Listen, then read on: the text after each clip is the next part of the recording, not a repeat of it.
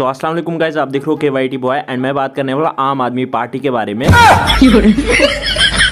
अरे यार ज्यादा सीरियस नहीं होने का मजाक कर रहा था। तो चलिए आज की इस इंटरेस्टिंग वीडियो को स्टार्ट करते हैं। तो चलिए फर्स्ट न्यूज के बारे में बात करते हैं। मैं बात करना बुकुस के बारे में। तो बुकुस ने जो है एक स्टोरी अपलोड करी थी BGMI से रिलेटेड। उन्होंने क्या कहा आप खुद ही सुन लीजिए। अस्सलामुअलैकुम, मैं सारी आसान ठीक पे।